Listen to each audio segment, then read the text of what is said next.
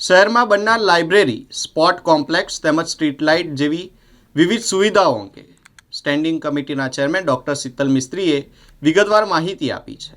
લાઇટની ચોરી ઓછી થાય એ માટે જે એરિયલ બંચ કેબલ છે, ઇન્સ્યુલેટેડ વાયર લગાડ્યા છે અને ઘણી જગ્યાએ ઓટોમેટિક સિસ્ટમથી લાઇટને ડીમ કરવી, ચાલુ કરવી, બંધ કરવી આ સિસ્ટમ લગાડી છે. મકરપુરા જીઆઈડીસીમાં પહેલી વખત સ્ટ્રીટ લાઇટો લગાડવામાં આવી છે.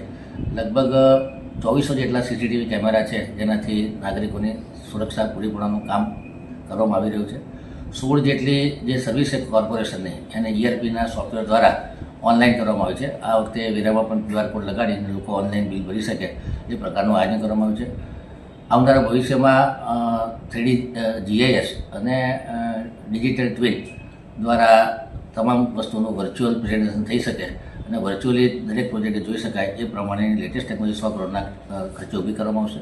મ્યુનિસિપલ કોર્પોરેશન માટેની એપ બનાવી અને કોર્પોરેશન વહીવટ પેપરલેસ થાય એ દિશામાં કામગીરી કરવામાં આવી રહી છે. વડોદરા શહેરમાં 34 જેટલા LED TV લગાડી અને કામગીરી કરવામાં, જેથી કરીને એડવર્ટાઇઝિંગ માટે જે હોર્ડિંગ ફ્રી વડોદરા બનાવવાનો આશય છે એમાં સફળતા મળે. ETCS ટેકનોલોજી દ્વારા જે ટ્રાફિક જંકશનો પાસે 4 રસ્તા પર ટ્રાફિક સિગ્નલો મૂકવાના હોય એની કામગીરી ચાલી રહી છે. 13 કરોડના ખર્ચે 28 જંકશનો નવા ટ્રાફિક સિગ્નલ બનાવ્યા છે. 42 જંકશનોને અપગ્રેડ કરવામાં આવ્યા છે અને 320 જેટલી નવી LED લાઇટ લગાડવામાં આવી છે. મુખ્ય રસ્તાઓ પર અને સાઈડના રસ્તાઓ પર સ્ટ્રીટ લાઇટ, ગાર્ડનોમાં નવી સ્ટ્રીટ લાઇટ અને જે ઐતિહાસિક ઇમારતો છે એની પર ફસાડ લાઇટિંગ કરી અને શહેરની સુંદરતા વધે એ દિશામાં પ્રયાસો કરવામાં આવી રહ્યા છે. જે ફ્યુચરિસ્ટિક સેલ દ્વારા વડોદરા શહેરમાં 47 તળાવો છે, એમાંથી 27 તળાવોનું તબક્કાવાર 2020 પહેલાં નવીનીકરણ થયું છે અને 2020થી 24 દરમિયાન બીજા 5 તળાવો રિનોવેશન કરી દેવામાં આવ્યા છે. આમ 43માંથી 32 તળાવો રિનોવેટ થઈ ગયા છે. હજુ 11 તળાવો બાકી છે. આવનારા સમયમાં આ 10 તળાવોના લેક ફ્રન્ટ ડેવલપ થાય એ દિશામાં કામગીરી કરવામાં આવી રહી છે. માંડવીના દરવાજાનું રિનોવેશન ચાલી રહ્યું છે. જે લાલકોટ છે એમાં પણ ખૂબ સારી ટેકનોલોજીનું મ્યુઝિયમ બને અને ટુરિસ્ટોના આકર્ષવા માટેનો આ જે પ્રોગ્રામ છે એ લેવામાં આવ્યો છે. મિકેનિકલ વિભાગ દ્વારા કહી શકાય કે ઇતિહાસમાં પહેલી વખત આટલા બધા વાહનોની ખરીદી છેલ્લા 2.5 વર્ષમાં કરવામાં આવી. 442 જેટલા વાહનો પર GPS લગાડેલા છે. 27.90 કરોડના ખર્ચે 16 નંગ હાઇડ્રોલિક ટીપર, 20 નંગ સોલિડ એસ્કેવેટર, 20 નંગ skid steer loader, 6 jetting complete suction કે સુપર સક્શન મશીનની ખરીદી કરવામાં આવી છે. 38.30 કરોડના ખર્ચે 5 mobile toilet, 2 chain type bulldozer, 20 tractor trolley, 1 tanker, bitumen bowser, 6 jetting cum suction machine with recycling, 4 small jetting machine, 4 small suction machine, 6 road sweeper સ્થાયી સમિતિ દ્વારા મંજૂરી આપી અને ખરીદ પ્રક્રિયા હેઠળ છે.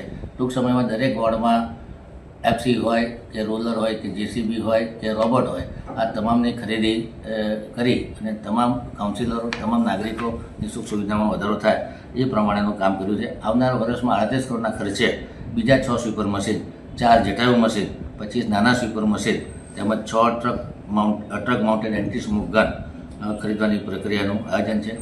વીડ હાર્વેસ્ટર, ફ્લોટિંગ JCB, 20 પાણીના ટેન્કરો, 10 ટ્રક, 4 મિની સ્ટાફ બસ અને 2 ટ્રી કટર મશીનોની ખરીદી પણ વિચારણા હેઠળ છે.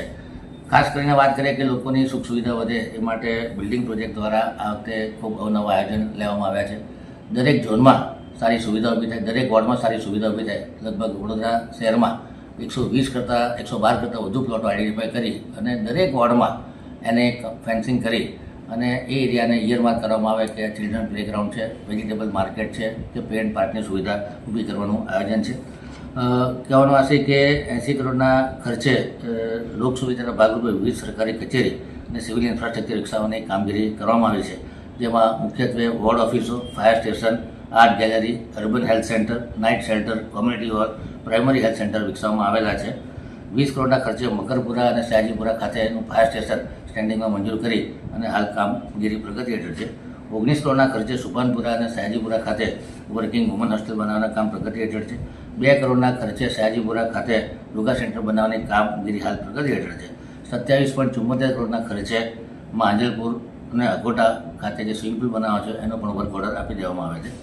ભવિષ્યના આજના ભાગરૂપે 14 વોર્ડમાં 14 લાઇબ્રેરી બને, 14 વોર્ડમાં 14 યોગા સેન્ટર બને, 4 ગાર્ડનમાં યોગા સ્ટુડિયો બને અને 4 કરોડના ખર્ચે 4 ઝોનમાં એક લેબર ચોક બને એ પ્રકારનું આયોજન લીધું છે. દરેક ઝોનમાં એક શાક માર્કેટ હોય 10 કરોડના ખર્ચે ઊભા કરવામાં આવશે. 75 કરોડના ખર્ચે સમા માંજલપુર સેવાશ્રી ખાતે ઓડિટોરિયમ બનાવવાનું આયોજન લેવામાં આવ્યું છે. જે ગાંધીનગરનું જૂનું ઓડિટોરિયમ છે એ પણ 35 કરોડના ખર્ચે એને રિનોવેટ કરવાની કામગીરી લેવામાં આવશે. 50 કરોડના ખર્ચે એક્વેટિક ગેલેરી બને જેથી કરીને લોકોમાં એક આકર્ષણ ઊભું થાય અને એક મેજર પ્રોજેક્ટ ઊભો થાય એ પ્રમાણેની કામગીરી લેવામાં આવી છે. 40 કરોડના ખર્ચે સમા હરણી તાંદળિયા ગાજરાવાડી ખાતે કોમ્યુનિટી હોલ બનાવવાનું આયોજન છે.